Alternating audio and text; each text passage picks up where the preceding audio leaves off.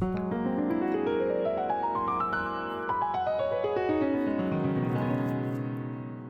und willkommen in meiner Küche.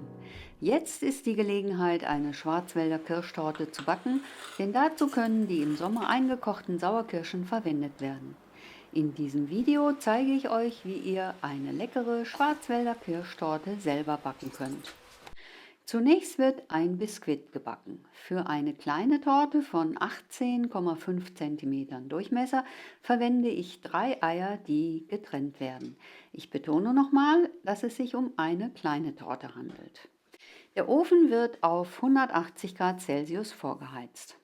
Da Eischnee nur zu Eischnee geschlagen werden kann, wenn sich kein Fett bzw. Eigelb darin befindet, fängt man immer damit an, zuerst das Eiweiß aufzuschlagen. Die Säure von Zitronensaft begünstigt die Stabilität des Eischnees, weswegen ich gleich zu Anfang ein paar Tropfen davon zum Eiweiß gebe. Alle Zutaten sollten bereits abgewogen zur Hand stehen und deswegen kann ich jetzt die geschätzte Hälfte des bereitstehenden Zuckers in den sich bildenden Eischnee geben. Sobald das Eiweiß ausreichend stabil aufgeschlagen ist, wird es zur Seite gestellt. Hier habe ich die abgewogene, in Stücke geschnittene Kuvertüre und die Butter. Beides muss geschmolzen werden. Dafür gebe ich diese Zutaten für 60 Sekunden in meine Mikrowelle. Es geht weiter mit dem Aufschlagen der Eigelbe. Die zweite Hälfte Zucker kommt hinzu, sowie etwas Vanilleextrakt. Das Eigelb wird aufgeschlagen, bis es fast weiß wird und eine schöne cremige Masse bildet. Das hat bei mir mit dem Handmixer 1,5 Minuten gedauert, damit ihr eine Vorstellung für die Dauer bekommt. Bei größeren Mengen dauert es natürlich länger. Hier habe ich 3 weitere Zutaten, die ich bereits abgewogen habe: Mehl, Speisestärke sowie Kakaopulver. Stärke und Kakaopulver werden nun zum Mehl gegeben und alles wird miteinander vermengt. Dieses Vermischen ist wichtig, denn das vereinfacht gleich das Unterrühren dieser Mischung unter die Eiermasse. Mit einem kleinen Schneebesen geht es besser. Diesen Arbeitsgang sollte man auch besser schon vorab vor dem Aufschlagen der Eier erledigt haben. Die Eigelbcreme wird auf das Eiweiß gegossen. Darauf kommt die Mehl-Stärke-Kakaomischung, die aber unbedingt noch durch ein Sieb gestrichen werden muss. Das dient nicht nur der besseren Durchmischung des Mehles mit dem Kakao, sondern auch der Auflockerung dieser trockenen Zutaten und erleichtert das Einarbeiten in die Eiermasse. Jetzt werden mit Hilfe des Handmixers alle Zutaten vermischt. Dabei arbeitet man mit sehr viel Gefühl auf der niedrigsten Stufe und dreht dabei mit der anderen Hand die Schüssel. Wie gesagt, man muss gefühlvoll vorgehen und vor allem rechtzeitig aufhören, solange das Eiweiß noch stabil ist.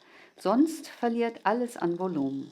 Dieser Vorgang geht recht schnell und deswegen zeige ich ihn hier in Originallänge.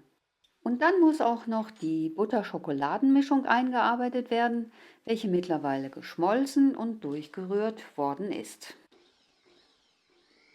Auch hier reicht ein kurzes, langsames Mischen mit Hilfe des Handrührgerätes. Wenn euch mein Video gefällt, würde ich mich über einen Daumen nach oben und ein Abo sehr freuen.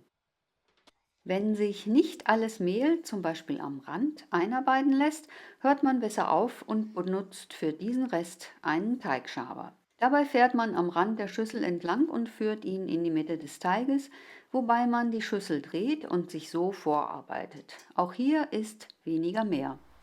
Auch den Schritt des Vorbereitens der Springform habe ich schon im Vorfeld erledigt, so dass ich jetzt eigentlich nur zur Form greifen bräuchte. Der Boden wird mit einem Backpapier bedeckt.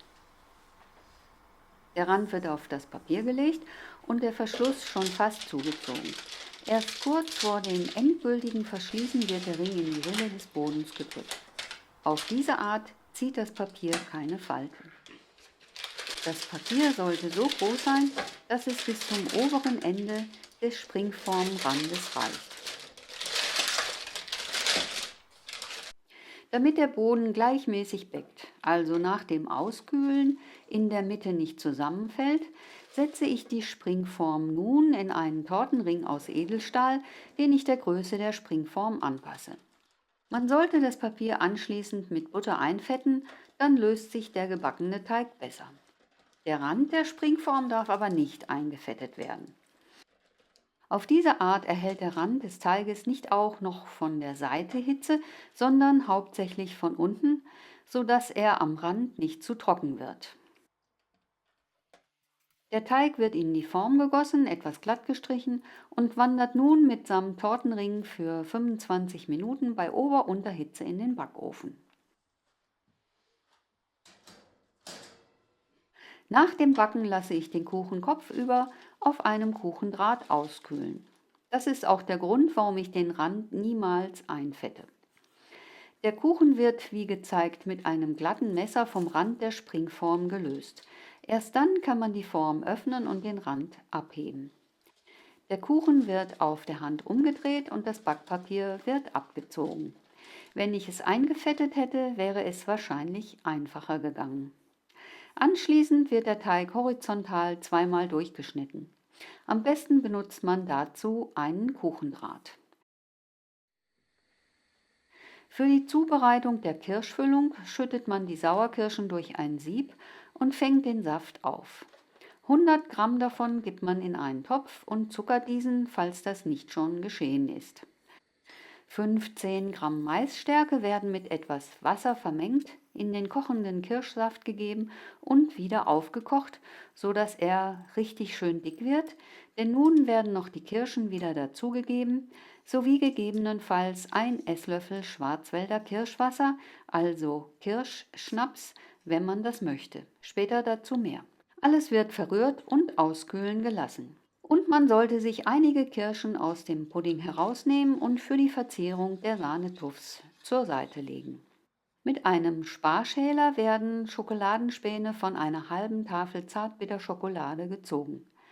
Besser man stellt einen großen Speiseteller und nicht bloß einen Kuchenteller darunter. Die Schokospäne stelle ich bis zur Verwendung in den Tiefkühler. Ein letzter vorbereitender Arbeitsgang ist das Schlagen der Sahne. Die Sahne, 400 Gramm, wird in eine gekühlte Schüssel gegeben, dazu kommen 40 Gramm Mascarpone. Dieser erhöht den Fettgehalt der Sahne, wodurch sie fester wird. Wer will, kann natürlich Sahne steif benutzen.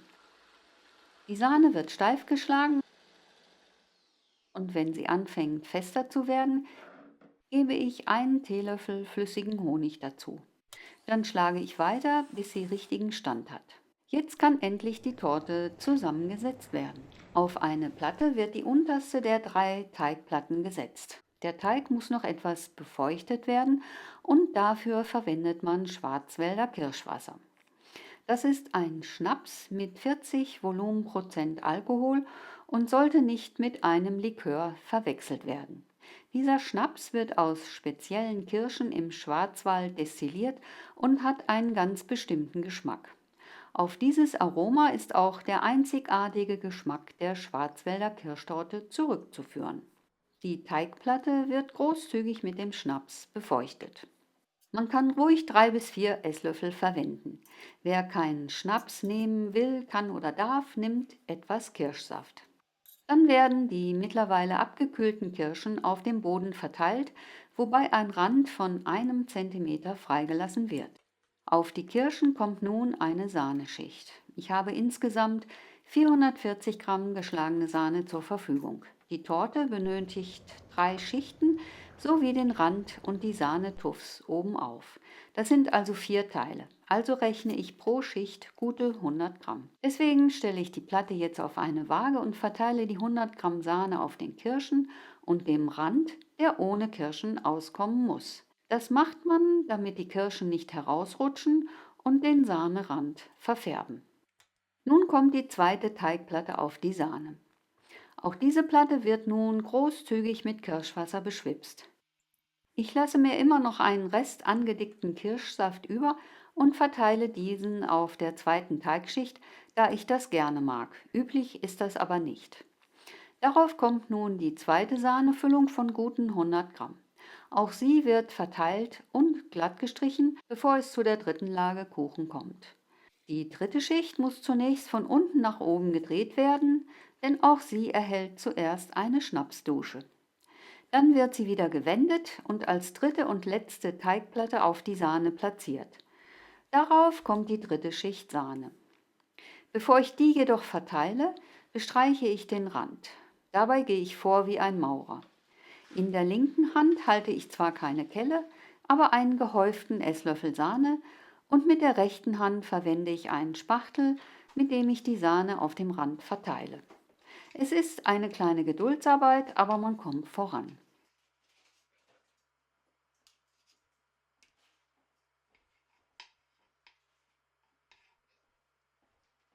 Dann wird die Sahne obenauf glatt gestrichen, sowie der Rand. Zum Verzieren des Randes mit Schokospänen zerschneide ich eine Zitrone in der Mitte. Die Schnittfläche wird in die Schokospäne gedrückt und dann auf den Sahnerand der Torte gedrückt. Die restlichen Schokospäne werden auf der Mitte verteilt. Mit dem Spachtel werden kleine Zeichen gemacht. Sie dienen mir als Orientierung für die Sahnetuffs. Die Anzahl richtet sich nach Größe der Torte und Anzahl der Kuchenstücke, denn jedes Stück erhält einen Tuff Sahne. Der Tuff wird mit einer Garnierspritze oder einem Dressiersack kreisförmig aufgespritzt und eventuell noch mit Schokospänen bestreut. Zum Schluss kommt noch eine Kirsche auf jeden Sahnetuff. Der Kuchen kann sofort gegessen werden, schmeckt aber noch besser, wenn man ihn ein paar Stunden oder auch über Nacht im Kühlschrank stehen lässt, damit sich die Aromen verteilen können. Hier ist das gute Stück in seiner ganzen Pracht. Die Torte hat zwar Arbeit gemacht, aber es hat sich gelohnt. Dieser Kuchen schmeckt wirklich unheimlich gut. Wie bereits erwähnt, hat die Torte aufgrund des Kirschwassers, welches man unbedingt großzügig verwenden sollte, einen ganz eigenen Geschmack, der durch den weichen Schokoladenbiskuit und die Sahnecreme noch verstärkt wird. Die Schokospäne schmelzen im Mund und geben allen noch ein besonderes Aroma, auch damit sollte nicht gespart werden. Ich hoffe wirklich, ihr probiert diese Torte einmal aus. Wie immer ist hier auch noch das Rezept. Schwarzwälder Kirschtorte, 18,5 cm Durchmesser.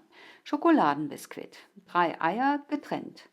Ein Spritzer Zitronensaft, 80 Gramm Zucker, eine halbe Vanilleschote oder Vanilleextrakt, 12 Gramm Kuvertüre, 17 Gramm Butter, 75 Gramm Mehl, 12 Gramm Kakao, 20 Gramm Stärke. Füllung: 130 Gramm Sauerkirschen, keine Süßkirschen, 100 Gramm Saft von Sauerkirschen, 15 Gramm Stärke, 400 Gramm Sahne, 32% Fett, 40 Gramm Mascarpone, 1 Teelöffel flüssiger Honig, Schwarzwälder Kirschwasser 40 Volumenprozent, eine halbe Tafel Zartbitterschokolade 70%. Viel Spaß beim Nachkochen und wie immer guten Appetit!